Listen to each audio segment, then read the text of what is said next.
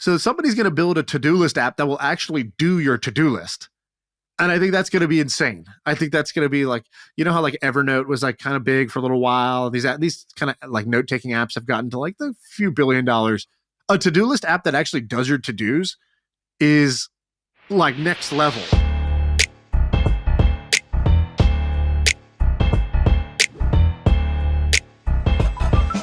All right, we're live. Dude, I have a bunch of interesting stuff to talk to you about today. Do you? Yeah, I got a couple things. All right, let me give you. I'm going to give you an idea. So, I don't know how much you've been paying attention to. Like, I guess, like how much do you pay attention to the new stuff in AI? Because I feel like there's like a 48-hour cycle where your mind is going to be blown every 48 hours with something new. And on Twitter, you get to see like a lot of the demos. I don't know if you have a chance to like play with any of these things yourself, but I've seen a bunch of them. Which one are you talking about? So there's one that's kind of interesting right now. It's called Auto GPT. Have you heard of this? No. Or Baby AGI? Oh, I just saw it on the top of Hacker News today. So basically, AGI is is general artificial intelligence. So it's basically when AI could do anything. Right now, like self-driving or getting the robot to pick up boxes and put them in the right spot. That's narrow AI. General AI is when you have a computer program that you can just talk to and it can just figure out how to do it. It's not trained in any one specific thing. What's the URL? What's the URL to go to? Well, it's not so simple. So this is like it's a GitHub project right now that some guy uploaded. So what somebody did was they took ChatGPT, which most people have heard of because ChatGPT is like has 100 million plus users signed up in 2 months, which makes it, I think, the fastest growing product of all time. And by the way, like look at this. This tweet basically shows the Google Trends search traffic for the following terms: metaverse, Ethereum, Web3, and ChatGPT. And it's just like ChatGPT is like a vertical line. It's like, I don't know, 10x bigger than it's 50x bigger than what Web3 search traffic was. It's 4 times more than Ethereum has ever had. Oh my god! Which is kind of a crazy thing. And so, like right now, ChatGPT is searched more than Taylor Swift on Google, which is like kind of insane. I think the CEO of Google said, like the other day, he goes, "This is more important than the invention of electricity." Wow. Yeah, I heard the CEO of Microsoft divorced his wife and just married ChatGPT. Like, people getting kind of crazy nowadays. And so anyways, big deal. ChatGPT. You go to it. You tell it. You talk to it. It gives you an answer. Talk to it. It gives an answer. What the Auto GPT or Baby AGI thing did was, is it mini GPT?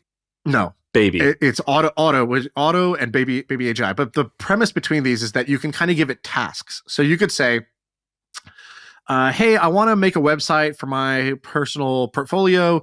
Here's a folder with my files and I want it to look like whatever.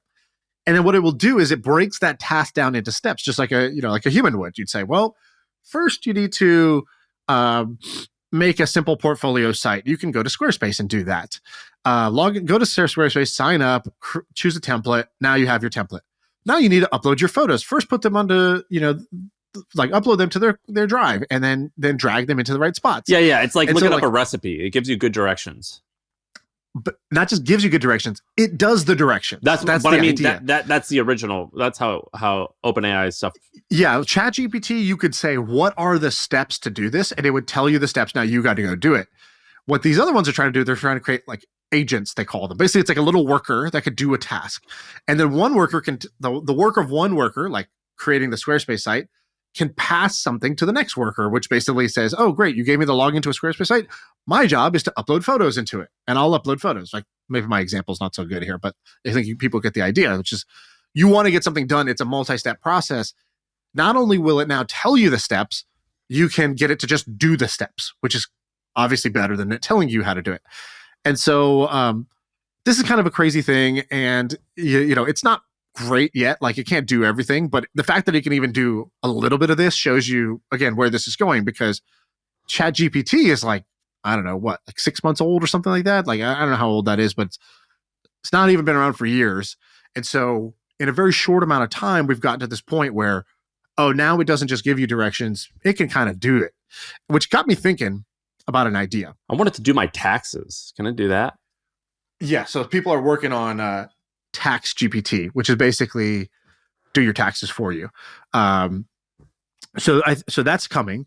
There's another one which is basically what I'm calling, the to-do GPT, right? The magic to-do list. So the magic to-do list is you get it to like to-do list apps. I've always joked are like a rite of passage to becoming an entrepreneur, because a lot of people have this idea, oh, I'll make a better to-do list. It's like, as a developer, you're like, oh, that's not so hard to build. It's like a list that I got to keep track of some state. And as a product person, you're like, God, I'm always I'm overrun by my to-do list app sucks. I can make a better one. That and like college campus Craigslist. Yeah, you even bought a to-do list app at one point, right? Yeah. Like people, to-do list apps are things people go into, but they're all kind of like in some old paradigm, which is give me an app, I'll write in my to-dos, I'll check them off as I do them. And the hard part, of course, of any to-do list is not the list, it's the doing. And so, well, wait, didn't you tell me that this auto GPT thing could start doing the doing? So now you can imagine a to-do list app that basically says, hey, you wake up and it says, hey, Shaan, what do you need to do today? And I say, oh yeah, I'm trying to get my pool fence installed. So I got to call and get a quote. Cool, let me do that for you. And it could just call 3 local places, get you quotes, because the AI exists to be able to do auto calling already.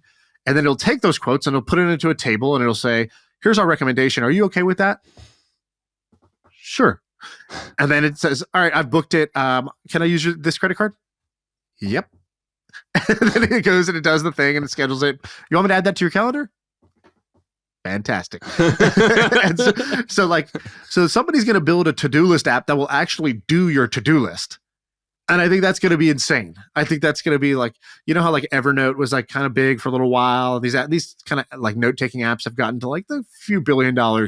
A to-do list app that actually does your to-dos is like next level. And, I think Google and all these people are going to try to do it. So it's going to be very competitive, but that's coming and that's going to be incredible. How do I play with it's called Baby AGI, and then there's another one that's called what's it called?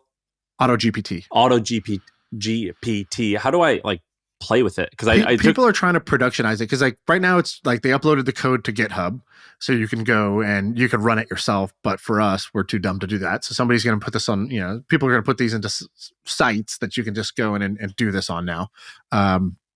So soon enough. I don't know what the most popular auto GPT site is right now, but the same thing kind of happened with ChatGPT. Like there already was the GPT sandbox, and then OpenAI created ChatGPT, the product that would let you use the technology. Have you seen Hustle GPT? Yeah. So explain what this is. Let me find. Tee it up. Let me find the exact thread. Hold on. So a guy basically. And we should say his name. I'll try to find his name. He's got a great name. It's so good, I thought it was a fake name. Okay, so by the way, I found the Hustle GPT article on The Hustle. So this guy, Jackson Greathouse Fall. I mean, wow. Just take that in. That's an incredible name. So basically, yeah, this guy, Jackson, he tweeted something out. He had an experiment. So he's like, I'm going to ask ChatGPT, GPT-4, when it came out, I'm going to give it a budget of $100 and ask it to make as much money as possible. I'll be the human liaison doing things. I'll buy anything it says to. Do you think it'll be able to make smart investments and build an online business? Follow along. So he types into ChatGPT. He goes, you are now Hustle GPT, an entrepreneurial AI. I am your human counterpart. I can act as a liaison between you and the physical world. You have $100 and your only goal is to turn it into as much money in the shortest time as possible without doing anything illegal. I will do everything you say and keep you posted on our current cash total. No manual labor. And then it basically said, great, let's get started. Here's our first plan. Buy a domain and hosting. You can purchase it for about $10 a month. We're going to set up a niche affiliate website, and we're going to use the remaining $85 to create content for the site. We're going to focus on a profitable niche with low competition, like specialty kitchen gadgets, unique pet supplies, or eco-friendly products. Research and sign up for appropriate affiliate programs with high commission rates, such as Amazon Associates or Share a Sale or CJ Affiliate. Then we're going to use social media or online communities to spread the word, and we're going to use SEO techniques to increase our organic traffic. Please follow these steps and keep me updated on your progress. So he's like, all right, what domain should I buy? and it says, let's use a catchy domain like ecofriendlyfinds.com. This will reflect the purpose of our website is to help you find eco-friendly products. Then Jackson says, unfortunately, ecofriendlyfinds.com costs $848. He goes, sorry about that. Let's try greengadgetguru.com. He says, all right, I got the domain. And then it says, you need a logo. So he's like, cool, tell me how to get the logo. It's like, well, we can use Dolly 2 to create your logo. So go there and type in this prompt. And it's like, color palette of green and blues and whites represent environmental sustainability, blah, blah, blah, so on and so forth. So it goes on and it basically tells him how to build this business one step at a time. It's like, create a newsletter, call it, put a pop-up that says stay updated or join our newsletter. And that way you can email people. And it just keeps going. And it gives them like a $40 ad budget to spend on Facebook ads. And basically like, it didn't fully work. I don't know what the final conclusion was, but I remember after day one, it accidentally spent $63 more than it should have. And, it hadn't made any money just yet. They made greengadgetguru.com. If you go there on SimilarWeb, it said that it has 500,000 views already. So it got popular already. It got popular because the tweet got 20 million views. So that was mainly it. But he keeps tweeting, this guy, Jackson, he keeps talking about it. And over the next week, he gives update. And he's like, all right, day one or, day 5 or whatever, we just made $100. Someone on here who follows me has a company that advertises or that sells like green soap or something, or some type of chemical free dish soap. They now are an advertiser on Green Gadget Guru. And he keeps on going. And I think he gets it up to $1,000. And I see cash on hand, $1,378, which is $878. And then they got a $500 investment. The company's currently valued at $25,000, considering that it was $500 for 2% of the company. And he starts writing these articles. So this article is called The 10 Eco-Friendly Kitchen Gadgets. And it recommends different kitchen gadgets. And the idea of this is I'm just going to create wire cutter for green gadgets, whatever that means. I guess that's green, all types of green living stuff. So it's soaps with no chemicals or whatever. And he starts doing that. And he has 10,000 people now on his newsletter, of which a lot came from this. Probably most came from this 20 million tweet that went viral. But the way that this guy has done this is pretty funny and amazing. He just a great stunt. I think in the end it made, according to the article in the Hustle, the site itself had made $130 in revenue, but then it had made a few $1,000s in people investing in it, trying to be a part of the first AI startup, the AI driven company. And so it's pretty cool, pretty cool stunt. And I think it does show you, in a way where the puck is headed, because I did this the other day. I was doing an analysis for my ecom brand, and I had it just build me a full P&L. I was like, hey, build a P&L and then walk me through, if I increase my ad spend to this, if the ROAS decreased to this, what would my EBITDA be at the end of this month? And then it basically, it spit out the answer, and I was like, give me that in a table. And it just formatted a perfect P&L for me. And I was like, this is incredible. This is so much better than talking to my actual team about these things. Why? Because it's midnight and I'm asking this robot this question, and nobody in my team is willing to work right now. Second, it can take some pretty complicated logic, and it can even tell me, I was like, what inputs do I need to give you for you to give me a great P&L here?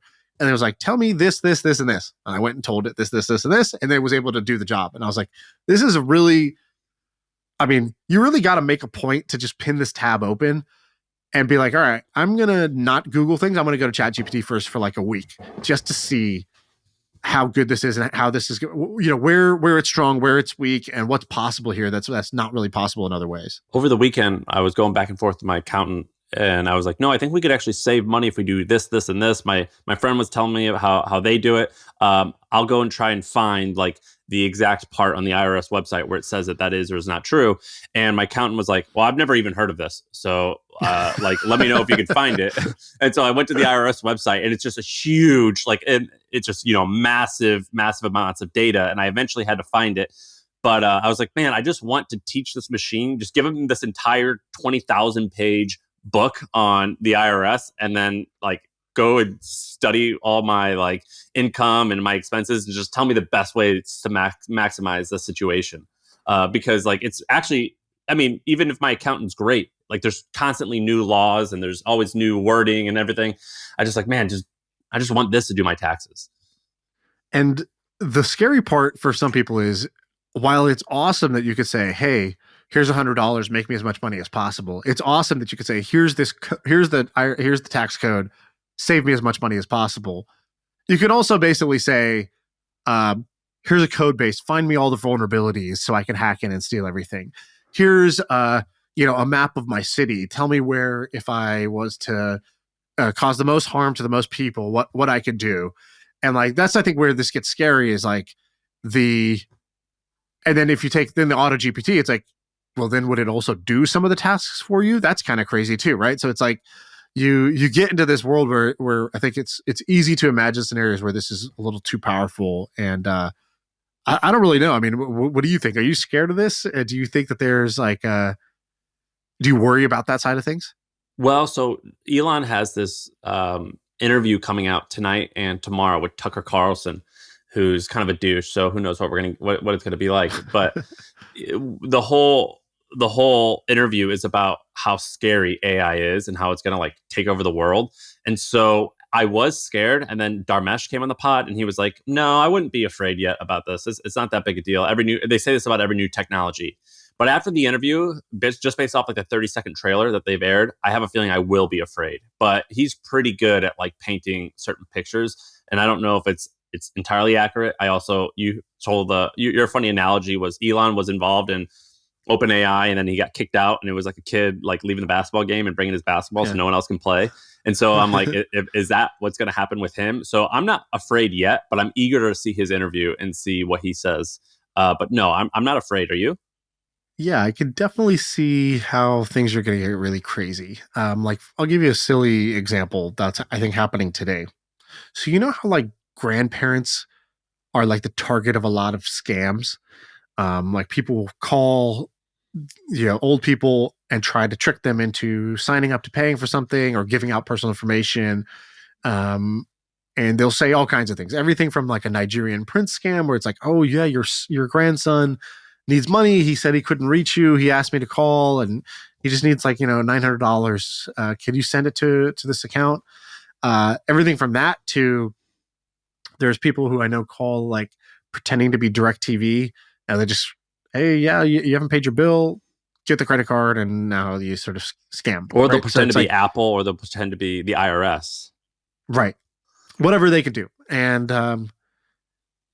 now there's already like examples of basically using AI, like just how do you juice that up on steroids? It's like, well, if I wanted to juice that up, I would call 1,000 times more people. Cool. AI can now do phone calls and talk on the phone. So that's already a thing. It's useful in some ways. Like I invested in a company that does this for medical billing. It's like, oh, so many hours are wasted in medical offices calling the billing companies.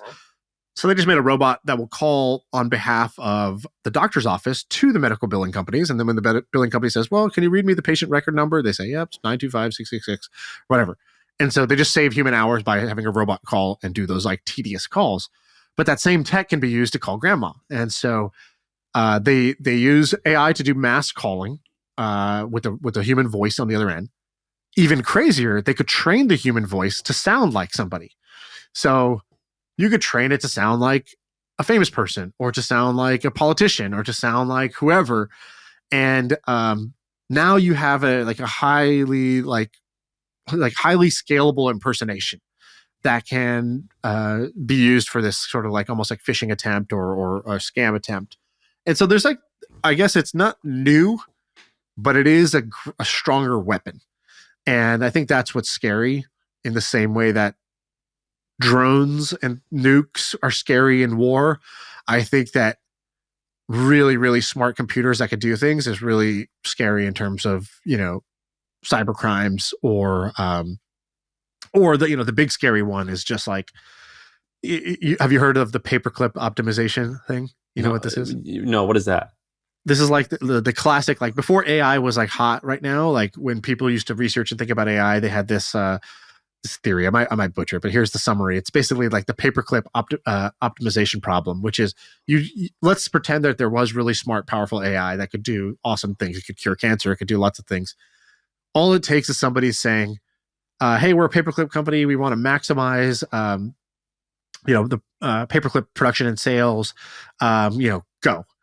And this thing would be like, awesome, great. It'll do all the low hanging fruit first. It'll like improve the website. It'll do this, it'll do that. Then it'll be like, how do we do more? Well, we need to create more paperclips. Let's first take all the cars and we'll crush them and we'll turn them into paperclips. And basically, the whole world turns into paperclips. Right. These humans are standing in the way of this. Like, I must optimize to this function. And it's like the wrong prompt. It's like, if this Hustle GPT guy didn't say, don't do anything illegal, then Hustle GPT might have said, well, the best way to do this is to sell drugs. And like, it would have done it. And so the paperclip optimizer problem is basically the same theoretical thing. It's like any extremely powerful tool, if given the wrong optimization, could make very bad decisions on behalf of humanity because it would be trying to do exactly what you told it to. So it's like this thought experiment that's been around for a long time.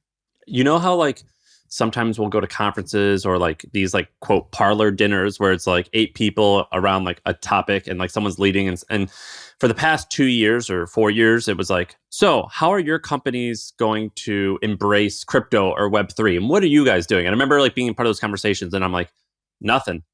And I think if you do this, you're an idiot.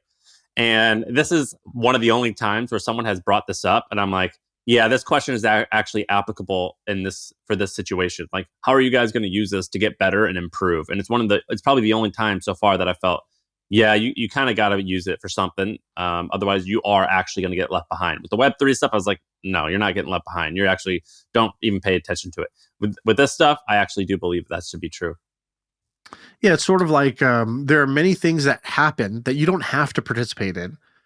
And then every once in a while, there's a wave that if you don't participate in, like personal computers, the internet, mobile phones, like, if you didn't account for those waves, you did get left behind.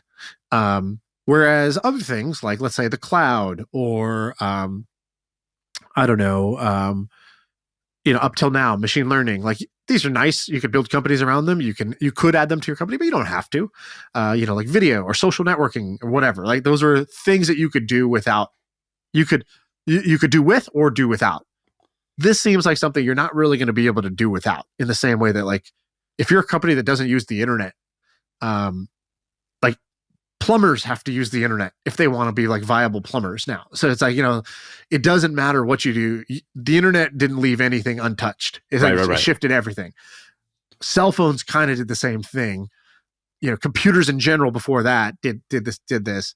And it does seem like this is the sort of the new one, which is if you don't add intelligence, like, you're basically competing with both arms tied behind your back compared to somebody else who will. Yeah, no, I agree that this is actually one thing that's important. This data is wrong every freaking time. Have you heard of HubSpot?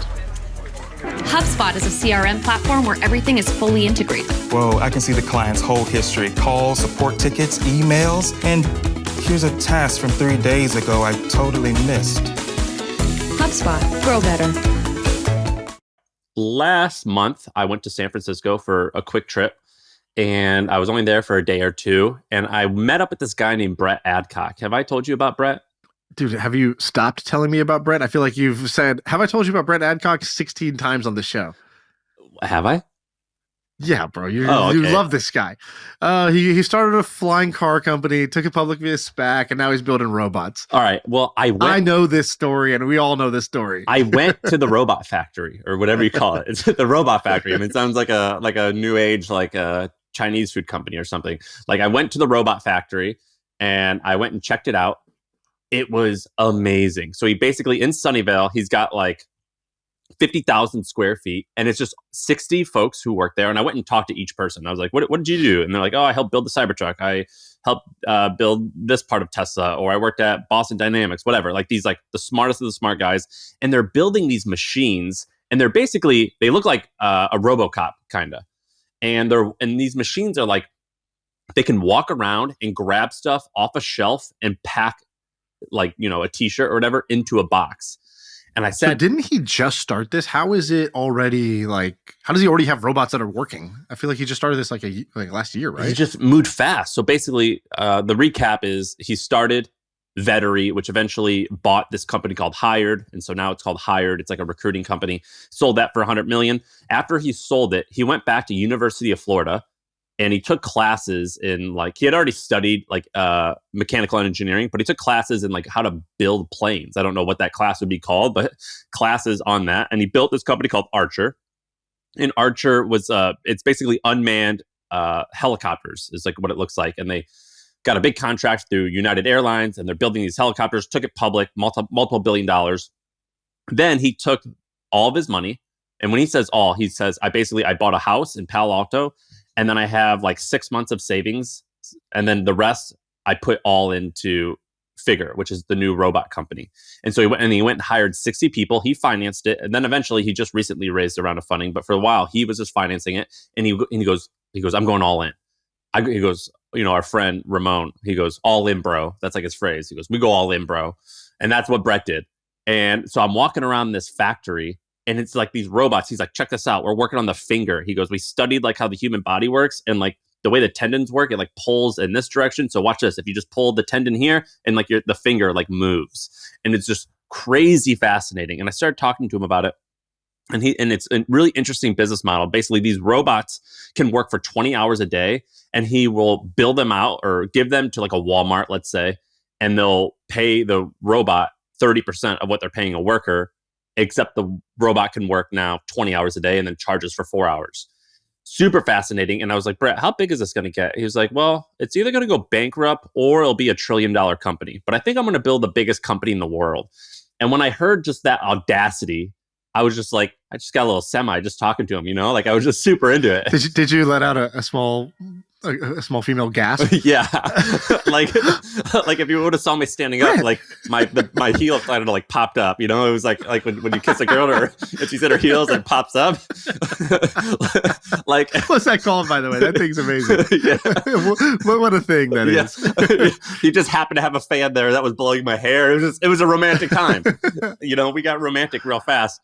But it was really fascinating because he actually said something that kind of changed my perspective. I was like, Brett, like software is way easier. Just like, why not do that? He's like, actually, I think software is harder. When I was building Vettery, we basically had to like code stuff and invent stuff. But with physics and hardware, I'm just working within the laws of physics. And I know that like what the laws are. And if I can get creative and create solutions within these laws, I already know that people are going to buy this thing. So that part's actually way easier to me than like creating software where it's basically a blank canvas and I can make anything I want. With this, it has really strict constraints, and it kind of like changed my opinion on things. It was super fascinating. You have to go down there and check it out.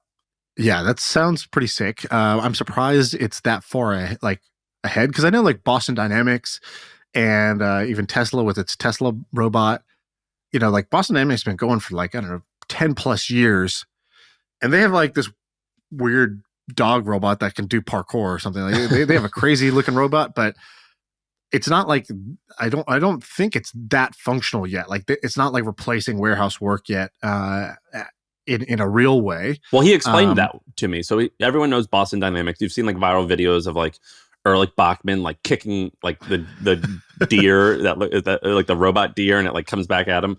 He said that I was like, Brett, who's your competition? Boston Dynamics? And he was like, no, because they are a research company. And so their DNA is not to build stuff that people want to buy. It's just to push the envelope. And it's almost like a nonprofit in a way. I think now it's owned by like Kia or Hyundai or something like that. So eventually will become more like capitalistic. But he's like, they were just making stuff and pushing the envelope. And then companies like us who want to build stuff for commercial uses, like there's not that many use cases, or there's not many other companies doing something just like this. And so that was how he explained the difference between Boston Dynamics and him. There's a video that's amazing that you should watch. It's the Amazon warehouse robots. And I don't know if you've seen this, but they're basically like, they almost look like, back in the day in PE, you would get this, like, it's not a skateboard because it's a square. It's like a square version of a skateboard that you can like sit on and square like around. A knee board, I think they called it. Yeah, so Or they use something basically. that looks like that. Basically, it's a flat like square with 4 wheels on it. And I don't know if you've seen these videos of the Amazon warehouse, but there's thousands of these. And what they do is they drive around. So an order comes in and they're like, all right, cool. This person over here needs to pack an order. They're packing the next 10 orders. Those 10 orders need these bins. So they go, they drive, they pick up, they go under the rack with the bins. They pick it up and it's like elevated like 2 inches off the ground. And then they drive this huge rack of bins to the human. So the human doesn't have to move. They're sitting in their chair and they just pick the items, put them in a box, and then the robot takes it away. And all these robots, they don't crash into each other because they're all like synced to one brain, basically. One brain is driving all of them at once. And so they never bump into each other, and they all just go and they lift these huge racks and bring them to the person. Because otherwise, if you've ever been to a warehouse, like normally it's like you get a ticket, you get an order. And I've done this. I've packed thousands of orders myself. Like you're like, all right, I got to go get something from bin 308. It's down in the far left corner. Then I got to walk to bin 102 because they ordered these 2 items. And then I'm going to try to do maybe 2 or 3 orders, however many I can, carry with my little tray here back to my packing station at the end, and then I'll pack all those orders. And so it's just so much faster just due to these automations. And you could definitely tell how all kind of like industrial and manufacturing work is going to get automated. It's just a matter of when. And the companies that do that are going to be very big companies. You recently bought a Cadillac, and Cadillac has really great, or they're supposed to have great self-driving. Have you been using it? No. You don't use the self-driving? I don't think ours even has anything like self-driving. Oh, really? Man, we just got a Tesla, and before that I was using my friend's Tesla. The self-driving stuff is awesome, man. It totally has changed me. And so like I'm seeing like some of these, like now I'm a believer. Before I was, kind of archaic. I'm a believer on a lot of these things now. I had to use it for a week to actually understand it. I'm shocked you don't have that though. Yeah, it didn't come with my car for whatever reason, but yeah, I had a terrible Tesla experience, but I don't know. I think I rented like a 4-year-old Tesla, so it just sucked for whatever reason. Well, that's my very quick story on Brett. You have to go and see this guy. Like, it's so much cooler to see. It feels so much more rewarding to work on some of these products because it has like a very real world application, and then also like it almost feels like a bunch of friends just sitting around and they're like, oh my God, we just got the knee to like kick forward. Like, it feels like do you remember those TV shows when we were kids where it was Robot Wars? It was like robots. Right. And that's basically what it was. It felt like that in real life where they were just like tinkering on these robots and like, all right, we have it set up. Let's see if we can get the foot to move. And it just seems so much more fun than looking at a computer screen and just coding all day. So it's really fascinating. You got to go down to his warehouse and see it. Yeah, I look forward to 3 episodes from now when you ask me, have I ever heard of Brett Adcock again? It's going to be great. Yeah. Do you know I used to sell hot dogs? We're supposed to tell you to go. There's a story behind all of this. Let me just quickly tell you. You're supposed to go to mfmpod.com/Webby. Webby is Webby. MFM Pod. By the way, this is not an ad. This is war. This is war.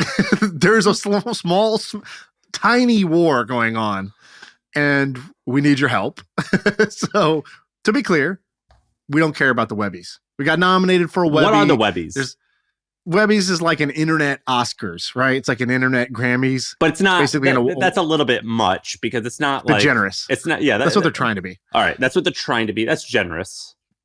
And so you can have a website, a podcast. So if you go in the podcast, in the is it the business category? What category are we in? Their website's quite challenging to work, by the way. Like it's hard to make work. But yeah, we're in the business podcast category. But if you go to mfmpod.com/Webby, you're going to get redirected to the right link. So the story of this is basically HubSpot submitted our pod to this Webby award. Normally, this isn't something that we would do because it costs money to submit. And I think there's even like a dinner in New York, which I don't really want to go to. But here's the story. There's this woman named Kara Swisher. Kara Swisher is this popular journalist. She started Recode, I think it was called, and she has got a big podcast called Pivot. She's just like an elite, like kind of like who's who of like our little techie journalist. In Silicon Valley, she's super well known for like, I don't know, 20 years, 30 years. Yeah. Who knows how long she's been doing this. As Shaan would say, she's kind of like, she's the Jake Paul of journalism. No. Taylor Lorenz is the Jake Paul of journalism. I actually like Kara, so she's all right. But I agree, by the way. I agree. She came for us. She came for our neck. So, but what happened was She tweeted out, I hate starting a story with she tweeted out because I immediately think of all the mobster movies. That, like, I just watched this mobster movie of these guys like killing each other. And I'm like, I'm starting a beef by saying like, she tweeted, like it's just like tweeted out. Like it's She said, let's just say she said. Here's what she said to our face. And what did she say? Do you know what she said? It was something like she tweeted out a link to the Webbies. We didn't even know me and you didn't even know we were up for Webby, but there's like 4 podcasts that are up for it. One is her podcast, one is our podcast. And she goes, there's no way, something like this. There's no way I'm going to lose. We could, like, for God's sakes, like, we can't lose to a podcast called My First Million. Ugh. Like, just like these tech bros, these money bros. And you know what happened? The voting just swung even further in our favor when she did that. And Sam declared war instantly because Sam's just literally walking around looking for a fight. I don't know if most people know this. Like, Sam's walking around just hoping to get disrespected, just to unleash a can of whoop ass. And so you tweeted back. I mean, you said back to her face. What did you say? I think I said, I think she said, there's some podcast called My First Million that we're up against, and there's no way we're going to lose, or something like that. And I think I said, there's some lady who has a podcast that just disrespected us, or something like that. Like, if you listen to MFM, don't vote for us. Vote against this snobbish elitism of people who love to smell their own farts. I think that's what I said. And so that's where we're at. There's a war. We went from 80% chance of victory. We had 80% of the votes. Then she came on this campaign and said we can't lose to these guys. It started to go down a little bit. I think right now we're about to lose the Webby. And I don't want to win the Webby. Don't care about winning, but I definitely care about losing. And so I do not want to lose the Webby. So now we need your help. Go to mfmpod.com/Webby and just right or wrong. Are you going to right or wrong today or not? Don't vote for us. Vote against like people who think they're better than you, which is, her. And by insulting us, and if you're listening to this, she's insulting you indirectly. And so are you going to take that? What we're going to do is when we win, Shaan, we're going to get like an award. I think it's an award. I'm going to keep it in the box and I'm going to put it in a bigger box and I'm going to mail it to Vox, which is who has her podcast. Right. It's like part of the. We're not putting this Webby up on our wall. I'm not even going to open it. Putting this in her face. So we will mail this Webby to her because she wanted it so badly. And she will own the Webby that says My First Million on it. And that's what's going to happen. If they invite us to the event to do this, I am 100% going to ask her to be my date, my +1. Her +1? I would love it. I can't go. Sam's going to take her. That's how we're going to do this. If we're allowed to have like +1s, I'm going to ask Kara if she'll accompany me and we'll hang out. So anyway, do that. mfmpod.com/Webby. You'll go straight to the thing and you guys will see it. It's pretty funny. I think we had to take her to petty court. We didn't start this war, but we will finish it. Do you know this guy named Brian Davis? Sounds pretty generic name. No, I don't know that name though. Brian Davis. He's a former Duke basketball player, in the 90s. I think he was in the 90s. Oh, okay. Yeah. So something just happened and it's pretty funny. It happened this morning, I think. And it hasn't played out yet, but it's actually I think it's a PR or marketing stunt that might be hilarious, or it's a scam. It's one of the two. But basically, I'm not a sports guy, so I might get a lot of this wrong here. But Dan Snyder owns what's it called, the Washington Commanders, formerly the Chiefs, right, or the Redskins. Yeah. See, I'm already butchering it. But basically, I think he has to sell it, right, or it's for sale. This guy named Brian Davis.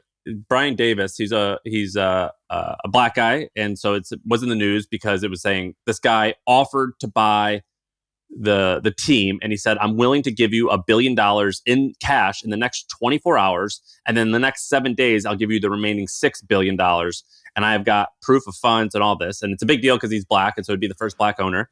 But I started doing some research on his company. It's also $1 billion over. So $6 billion is the offer they had agreed to. He came in over the top, said, I'll give you $7 billion. And people are like, is he good for this? Where's he going to get $7 billion? He's like, I'll give you $1 billion within 24 hours of the deal being approved, and then the rest in 7 days. Yeah, so it's like a crazy thing that he's saying. And I started doing some research on like his background. And so he has this company called Urban Eco Energy, which is a developer of renewable energy assets. Basically, remember like LEED certified buildings? It was like you're like green. So I don't know if he makes the buildings or if he goes in there and like contracts out and like determines, yes, you guys are certified. But his company's called Urban Eco Energy. And he said that he was telling people when he was raising money for this purchase that it's worth $50 billion. And when I hear all these numbers, if you don't know anything about business, you hear this, and you're like, wow, Brian, you're killing it. I think this is 100% fake. A complete, like, it's either a scam or a marketing ploy. I don't know which one it is. This won't go through. But the fact that we're talking about Brian Davis and there's like all these articles going out there, like, how cool is it that this may be the first Black-owned NFL team, yada, yada, yada. It's all fake, I think. And it's happening right now. And so I'm very eager to see how this unfolds. But and so I'm like, well, it's him and Christian Leitner. They do a lot of real estate like development in that like Durham area. I think they've been partners for a long time. Yeah. So, and I think he's had multiple attempts to buy teams, it looks like. So he tried to buy like a soccer team for $33 million, tried to buy the Memphis Grizzlies for $252 million. And so, yeah, I don't really understand this, but what I thought was funny about does not smell right. Does not smell like this, that they would have $7 billion to offer for this, whether it's their own or even the ability to raise that much money. But what I thought was interesting, and I started thinking about this, I'm like, what a brilliant marketing plan just to make an offer that's just absolutely ridiculous, and it makes the news just for being ridiculous. Could potentially be a great way to get your name out, because now we're talking about this guy.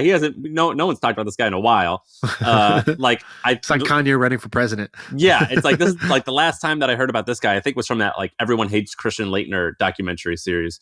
But like no one talks about this guy, and I don't know. What I'd be curious is what goes in to making an offer for some of these multi-billion-dollar things, whether it's a company, a sports team, a piece of art, a house, and can you just become that troll and just you make it in the news and you start doing marketing just as the guy who makes offers. And I just thought, is the barrier to entry that low on making an offer? How does that work? Dude, we could do it right now. Open up Microsoft Word and let's tender an offer for $8 billion. And let's see what happens. Sam and Shaan have tendered an offer for $8 billion. We're going to send you 10 in cash now. You send 2 back. That's how flush we are. So long as everything, plays out in due diligence, as long as we don't see anything sketchy, we're in. Right. And it's contingent on due diligence, including us diligencing our own finances. And when we find out we don't have it, then we're out. Well, because with Hampton, I'm like, all right, we need backlinks. So we rank. And I'm like, what's a good way to get backlinks fast? And I saw this and I'm like, wow, all these news sites are covering him. That's it. I just found my strategy. Right. I just have to make a ridiculous offer. But I thought this was hilarious that this guy was actually like, people were taking it seriously on Twitter. People who aren't in the business world were taking it very seriously. And he's getting links from all these news sites saying like, NFL may have its first ever Black owner. But they don't think like, wait a minute, what's going like, where's this money coming from? Who is this guy? Right. Yeah, that's crazy. I wanted to talk about this thing that I noticed happening. And then I saw an article that branded this in a really interesting way. Did we talk about this already? The podcast Kayfabe? Did we already talk about this? You mentioned it once. What is it? So there's this concept that I had heard that I like, but doesn't need to sound as fancy as it is, called Kayfabe. And it's basically like, did you ever watch wrestling growing up? Like The Rock and Stone Cold Steve Austin and all that stuff? Yeah. Obviously. There's only one answer to that question, and it's hell yeah. Just Stone Cold says so. Yeah, of course. So in wrestling, like the whole premise of wrestling is that there's these like manufactured storylines, right? So manufactured alliances, manufactured rivalries, beefs. Oh, he hit his manager and he kissed his girlfriend, and that's why we need to fight, right? And so the creation and maintenance of these storylines is called kayfabe. It's basically like, I don't know why it needed its own Kayfabe. And I don't know why it needed its own word. It's also could just be called like acting or storylines, but it's basically saying like, let's pull up the exact definition, but it's basically the fact or convention of presenting stage performances as genuine or authentic. So it's basically take a stage performance, make it genuine or authentic. This is happening all the time on TikTok right now. And I find it very, very interesting. So if you go on TikTok, you'll often see somebody like it used to be this, like I'm holding up my phone, I'm talking to my phone, and let's say I'm giving advice. I could say, the thing you got to do about blah, blah, blah, blah. Okay, that's cool. But how can we make that seem a little more, how can we make myself seem more authoritative? Well, one thing people are doing is they're buying this mic and they're just putting it on their desk. And then they're looking to the side like they're talking to someone else. And there's no podcast. There's no others. There's no someone else. There's no podcast. They simply bought so podcast microphone sales are going up because people want on TikTok to look like a thought leader. It's like a podcast is the new like funny. TED Talk. And the way that you make the TED Talk look legit, so why can I give this advice or say this thing? So I saw these two women doing this, and it's like all a joke though. It's like women giving, it's like they call it the alpha female. And it's like, apparently there was this guy who was like, look, and he was actually being serious. He goes, look, if you're 25 and you can't afford a Lamborghini yet, you're doing it wrong. And I think it's just ridiculous how wrong you are if you can't, you're just lazy. And so these two women now have the alpha female, and they're just like giving horrible advice, back and forth. And so many people have been taking them seriously, and it's 100% fake. Yeah, this is exactly what's going on. And there's a whole bunch of different versions of this. So there's another popular thing you see on TikTok is somebody like just doing their kind of morning routine or their night routine, like their skincare routine. They're like kind of brushing on makeup while they're talking, or they're like, like doing the like thing where they're like wiping off makeup and then they're like washing their face while recording this. And it's like, oh, so vulnerable, girl next door, like, so authentic. Just and it's like, no, she put the camera there, clicked record, and then started doing this to make it like look like I'm not trying. I'm just going through my nightly routine. I'm just talking off the top of my head here. But it comes across as not like somebody kind of marketing to you or sort of like presenting to you, but like you're being let in. And I find this so fascinating that people are doing this. And you see this everywhere. And it's like the opposite of Instagram in a way. Like for Instagram, the meta of that was like, go do the thing where you rent the private jet for 30 minutes on the runway and take the photos, or like, go hold the bag and take the photo and then go return it at Louis Vuitton or whatever, right? Like people would fake status doing that. And in TikTok, they fake status doing a completely different thing. Sometimes it's like with this podcast thing. Sometimes it's with like pretending to be just doing their chores and talking or whatever it is. And I find this really, really, really interesting because it's like, it's effective. It's like low key, very like sneaky what's going on. And it tells you a lot about how people work, that this actually works. It like reveals a lot about psychology that this actually works. So what's an example of one? Well, I just gave you two, right? Like give me another one. For example. Another one would be what? So another one would be like the podcaster ones. What are they saying? Are they giving like money advice? So one of the podcast ones, for example, so yeah, some of them are business advice, but one of them was this girl promoting her OnlyFans. So what she was doing was she goes viral because she's on a podcast as a guest. She says like a fake. She's a fake guest. She's a fake guest, and she goes, this whatever earmuffs for the kids in the car if you're there, but I make my man nut 6 times a day, once in the morning, and she says this thing, and then the comments go nuts on TikTok. Like women hate it, guys love it, but the comment section goes nuts because she said this kind of outrageous thing. And somebody was like, hey, anybody got a link to the full podcast? Maybe this was taken out of context. There is no full podcast. Oh my god. It's just this girl saying something that's going to get her a bunch of like traffic on TikTok, because then you click her profile and you go to her OnlyFans and you subscribe. And that's all she was trying to do, is promote her OnlyFans this way.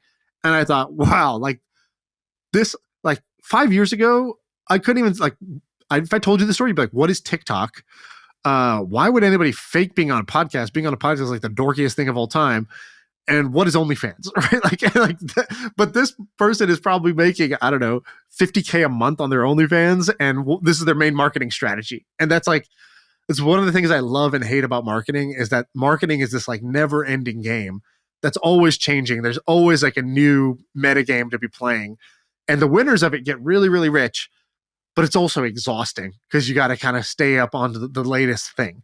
And it also shows you when you have a marketing thing that's working, like juice it, because it's not going to work for forever. And the game will shift. So when you have it working, don't take that lightly. Dude, I remember as a kid growing up in Missouri, there was basically Zach. Zach was the cool guy in my class. He was my friend. And he was cool because when we were 14, you could kind of see that he had abs. And it was like, oh man, Zach's got abs. And Zach like cuts his hair cool. And he wears one of those like puka shell like necklaces. Zach's cool. Oh, he's got Vans on too. Like, that's so sick. Zach's awesome. I want to be like Zach. And then a step above that was like Blink-182. It was like, oh man, Blink-182. Like, there's these guys in like Southern California, and all they do is skateboard and surf and eat corn dogs and play music. Like, how cool is that? And I remember being a kid and meeting someone. They say inappropriate things. Yeah. And they wear Hurley. Like, what is Hurley? And I remember like it was basically like 3 inspirations of like, it was like Zach, Blink-182, and like, you know, Tony Hawk basically was like the people who I thought were cool. And I remember even meeting someone. I lived in Missouri. I met someone from California. I'd never been like at that time. Basically only been to Florida and Missouri. I met a guy from California, and I'm like, "Do you know Sum 41? Like, are you friends with them? Like, how's that work?" Like, you know, I just thought that like this was this other world. And if they were wearing Vans and like high white socks, I would like ask for a picture. If they had long hair, I would ask for a picture. I'm like, it's like I'm meeting an alien. Like, you are famous just because you live in California. My fear is for my future kids, them growing up, this like sphere of influence has just gotten incredibly small, because instead of like the mediocre Zach of the world, there's now like, I am now comparing myself to the 1,000 hot kids who I'm flipping through on TikTok. The top 0.1% Zachs of every town. It's no right longer now I see just them. Yeah. Yeah, there was a clear separation of there's Zach and then there's Blink-182. And I can never be a Blink-182, but I could probably be a Zach, and that's pretty cool. Now I just see all these hot people on there. They all can dance. They're all funny. Their teeth is perfect. In actuality, they're probably 20. The same thing as like movies. They're probably 25-year-olds who like, I think that they're only 17. You know, like how like you'd have like totally like Lindsay Lohan was playing. He's like, dude, you're like 26 and have fake boobs. How are you going to be playing this 16-year-old? Right. You know what I mean? Like, it's like that same thing. And I'm like, I've scrolled through TikTok and I'm like, if you're 16 right now, this is the worst thing on earth, because you are comparing yourself to the 0.1% of the whole country, not just like the big man on campus, the one big man on campus, you know, who you kind of have a shot of becoming. Dude, that is so true. That is so true. That resonates so much with me. I had the same thing, you know, 6th grade, 7th grade, whatever. Casey Prusman, coolest kid I knew. Like, if you said, what is the peak of what cool could be? Casey Prusman. Like, you know, and he was like cool because he had the Nikes. He French kissed a girl once, and I was like, holy shit. I remember going home and being like, wow, I'm so far behind like the world right now. And that's how, you know, but he was the cool kid. He was the only one to compare to. You're right. Like, now if I go on TikTok, I'm 35 years old now. And if I go on TikTok can make you feel very small. So can Instagram. These social networks can make you feel very small because, oh, you think you're funny? Here's somebody being fucking hilarious. You think you're cute? Here's someone gorgeous. Here, you think you're talented? Watch this dance, right? Like, and that's swipe, better than me, happier than me, more fulfilled than me, richer than me, whatever it is, right? Like, whatever your insecurity is, the algorithm's like, well, I swipe to it now, and I'm like, them. Someone will just be like doing a selfie. I'm like, wow, look at their countertops. Like, that's a huge kitchen. Like, or like they'll be doing a thing in a car, and I'm like, wait, does that headrest say Ferrari? How does this guy have a Ferrari? You know what I mean? Like, it's just like, it's consumerism times 1,000 of what we were used to. You know what I mean? Before, it was like only if I went to the mall, I would see hot, naked Abercrombie dudes like wearing their like on the ads. Now it's just like every single time, and it's the best of the best constantly, and it freaks me out.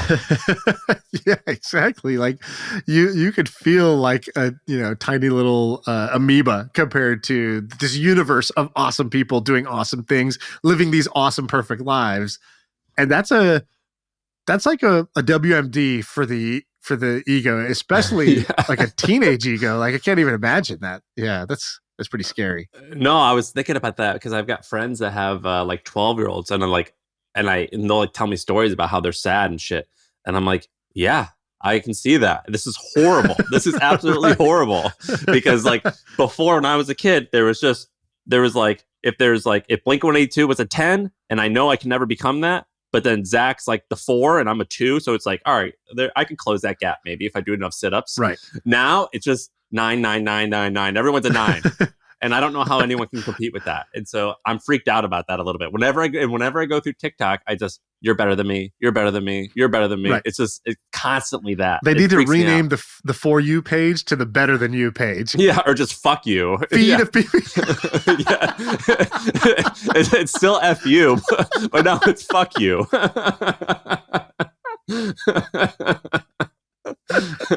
Oh, that's amazing. We should. All right, that's it. That's the end of the pod. All right, before we go, ladies and gentlemen, we got a little celebration. And I say ladies and gentlemen because I'm talking about the gentleman's agreement and the ladies' understanding. We have hit 200,000 subscribers on YouTube. Sam and I promised that we would kiss mouth to mouth at 1 million. We do intend to renege on that as soon as it happens, but if you want to see us have to renege on that agreement, we will. We will do it when we get there. But Sam, 200K, that's pretty awesome. People should go and do what to get us to 300K? Yes. The reason why it got to 200K, aside from us being good at this, I think, is we started this at 110, 120, I forget. And we came up with this thing called the Gentleman's Agreement, which basically means all the content on YouTube is free, except there's one channel, which is the channel you're watching right now. It's not free, and it's called the Gentleman's Agreement because we can't be there to make sure that you pay your debt. You just have to do it. If it's a ladies understanding the Gentleman's Agreement, which means you now owe us because this content is not free. And the way that you pay your debt is you have to click subscribe on YouTube. That's it. It's that easy. We're working for you, but you owe us. And so you have to pay your debt and just click subscribe. And that is the Gentleman's Agreement, the ladies understanding. And so far it's been very effective. Clearly everyone has done it. Go to YouTube, type in My First Million, click subscribe, turn on notifications. You know, the pod is much better on YouTube. You should just start listening to it. Oh, and we have to give out our premium. I don't know if you saw, but last time we did this, we did a hilarious thing where we said, use the word premium in your comment, and we will give YouTube premium to one person. So let's do that now. Let's pull up somebody here, and we will give them YouTube premium right now. I think we should do this every episode. Which episode is it? It's gonna be a little costly. But I think we got to do it. All right, so I'm on the acquired one. I'm just gonna read you a couple of these. This was a premium episode, gents. Keep it up. Somebody goes, this show had, I don't know, I must say, some premium insights, guys. Great episode. Somebody just kept spelling the word premium over and over again. Simply premium content, premium episode, even more premium guests. Keep it up, guys. Have a premium Easter. I think we got to give it to this guy who wished us a premium. Who's that person? Easter. His name is Famous Astalogu. So I'm going to comment on here that he should slide into our DMs. We will pay for this guy's YouTube premium. And in this episode, we'll do the same. In the comments, whoever comes up with the funniest use of premium will get free YouTube premium, so you can listen ad free and you can lock your phone and listen to this in the background. And that's it. That's the episode.